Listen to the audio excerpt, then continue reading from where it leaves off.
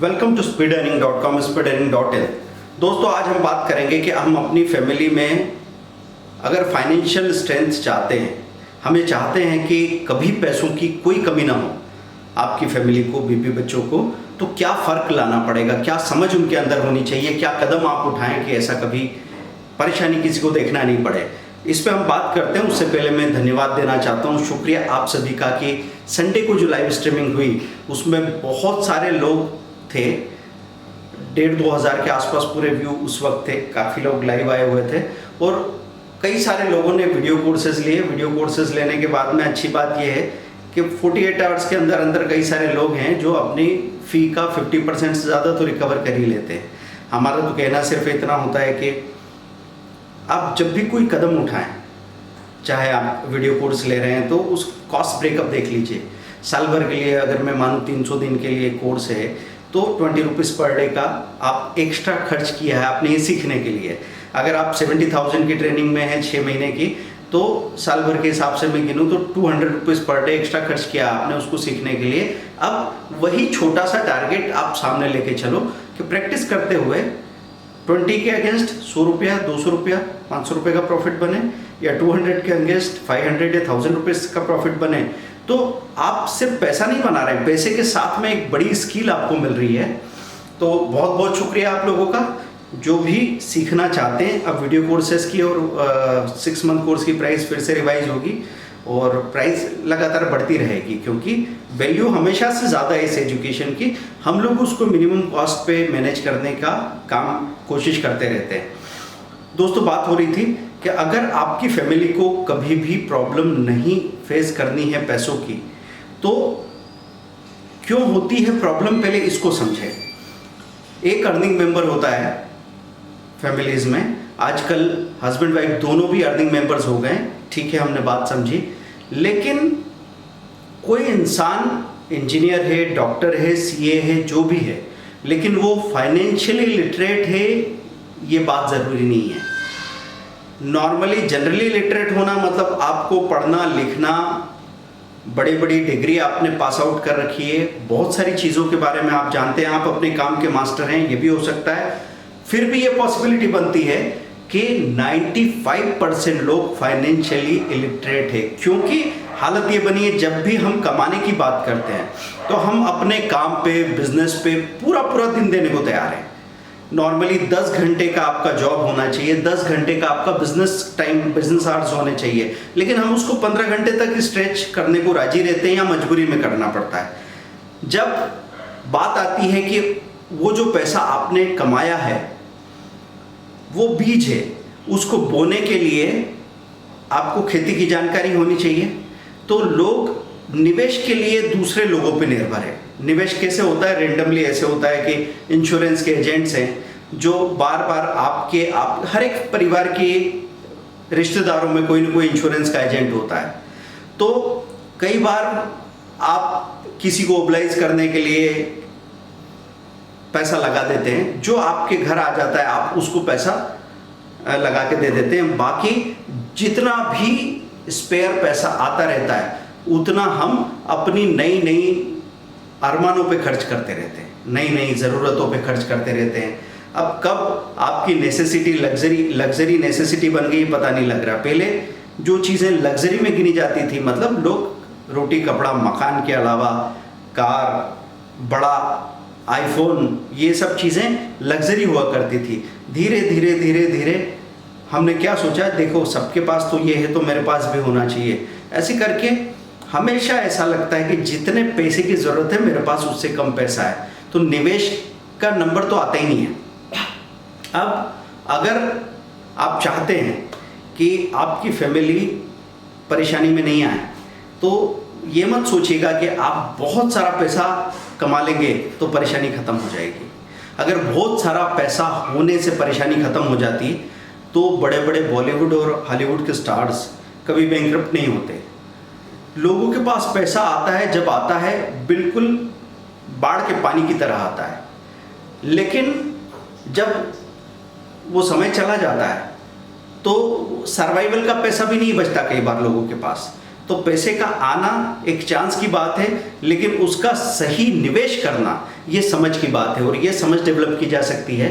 तो मैं बात करता हूँ कि हर एक फैमिली में अर्निंग मेंबर को, जो मुखिया है, जो डिसीजन लेता है, उसको सिर्फ पैसा नहीं बनाना चाहिए, उसको कोशिश करनी चाहिए कि अपनी फैमिली को, चाहे वो किसी भी लेवल पे हो, आपकी वाइफ अगर 5वीं पास भी नहीं हो, बहुत कम पढ़ी लिखी हो, जो भी हो, आपके बच्चे अगर बहुत छोटे भी हों, तो उनकी भाषा में, उनके तरीके से हम उनको निवेश की प्रैक्टिस करा सकते हैं, करानी चाहिए।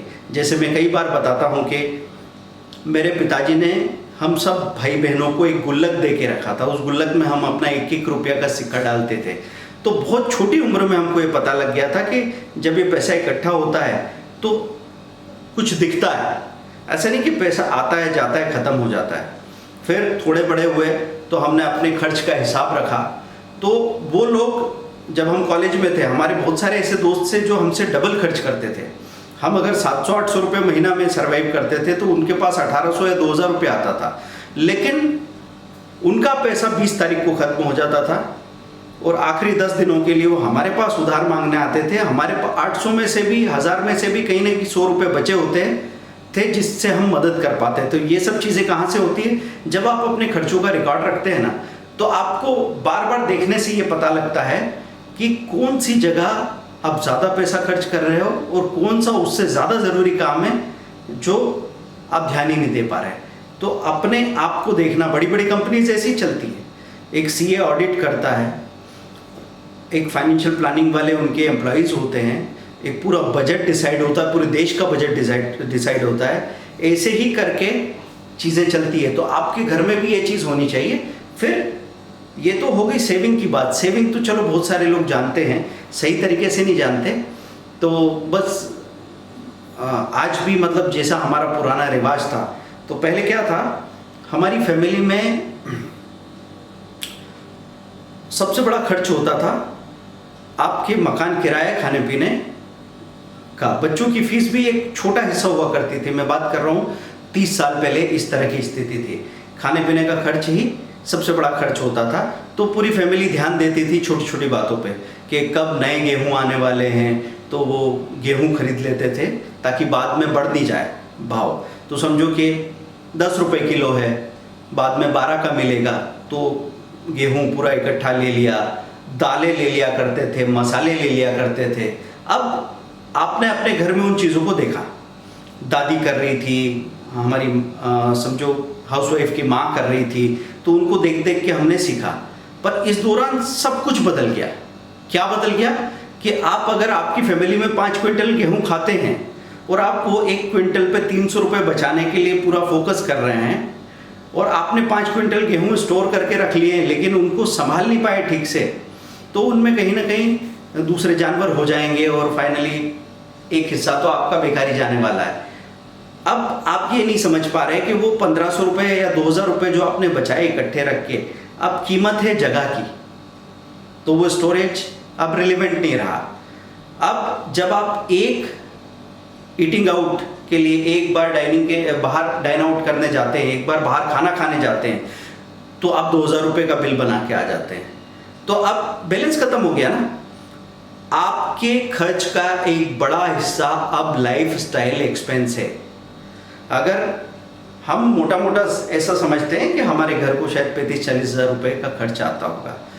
मैं जब अपनी वाइफ को कन्विंस करना चाहता था कि भाई हम बहुत कंफर्टेबली अच्छा पैसा खर्च करके जी रहे हैं, तो उसमें ऐसा बार बार नज़र नहीं आता था। फिर हमने क्या कहा कि चलो ठीक है, आप एक्सपेंसेस का रिकॉर्ड रखिए। जब वो छोटे छोटे खर्च जब रिकॉर्ड में आए, तो जहाँ किसी को लगता है कि ये 50,000 रुपये होना चाहिए, तो पता लगता है वो 75,000 नज़र आ रहा है। छोटे छोटे खर्च कहीं होते हैं। फिर आप उसमें प्लानिंग करते हैं तो फिर आपको ये प्रॉब्लम कभी नहीं दिखती कि मेरे पास किसी भी काम के लिए पैसा नहीं है। जब आप हिसाब रखेंगे ना, तो आपको ये समझ में आ जाएगा कि साल भर में 50,000 रुपये की तो एक हाउसवाइफ हो सकता है शादियों के लिए साड़ी खरीद लेती हो, और उनसे अगर मैं कहूँ कि 30,000 रुपये के शेयर खरीद के रख दो, तो वो डर जाएगी, वो कहेगी कि नीचे चला गया। तो अगर आपके साल भर के पेट्रोल खर्च को आप इकट्ठा लिख लेना, तो आपको मालूम पड़ जाएगा कि आप कितने कैपेबल आदमी हैं।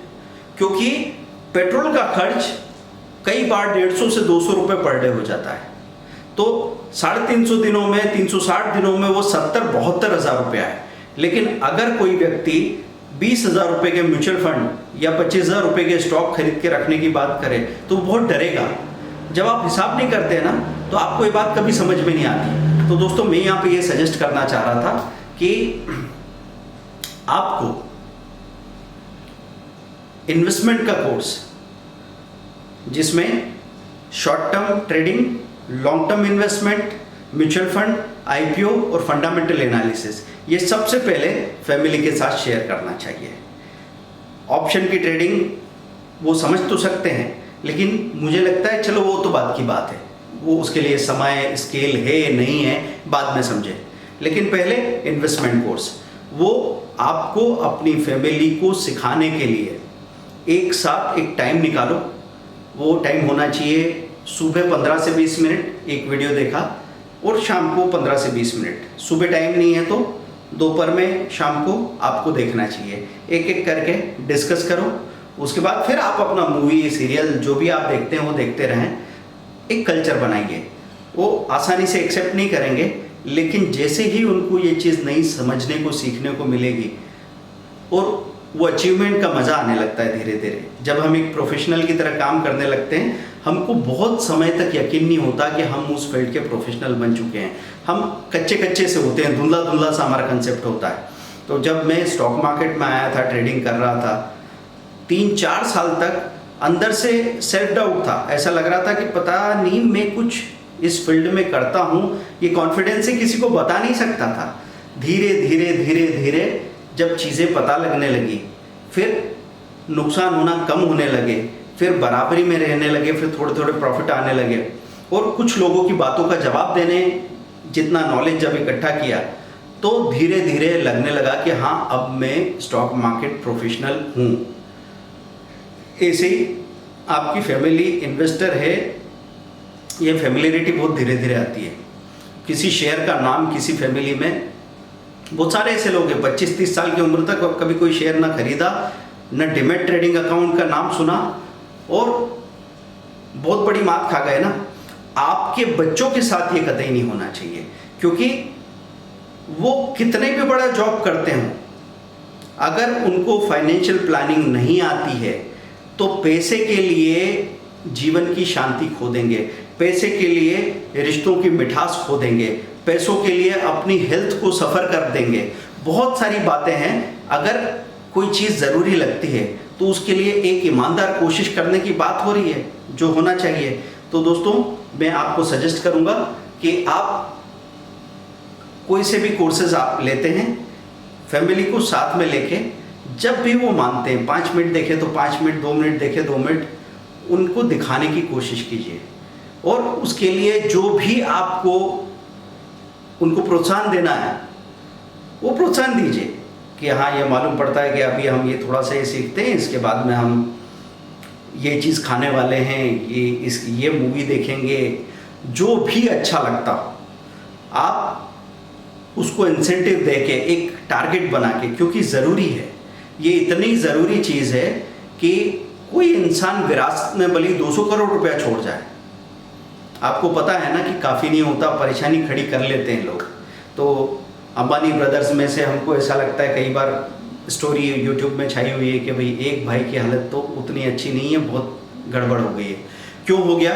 क्योंकि संसाधन जो भी आपके पास है उनको मैनेज करने के लिए समझ चाहिए। वो समझ अगर बचपन से जुटाएंगे तो धीरे धीरे धीरे वो चीज़ें काफ़ी ग्रो कर जाएगी, और आपकी फैमिली में आने वाली पीढ़ियों में कभी पैसों की कमी नहीं होगी। और ये विरासत आप छोड़ के जा सकते हैं सिर्फ अपनी एक छोटी सी कोशिश के साथ में। तो दोस्तों, हम आपके साथ हैं। कोविड-19 के बाद में, लॉकडाउन के बाद में ज़िंदगी पूरी तरह बदलने वाली है। अगले वीडियो में हम लोग बात करेंगे क्या क्या फ़र्क आ जाने वाला है ज़िंदगी में इस समय के बाद। Thank you very much, bye.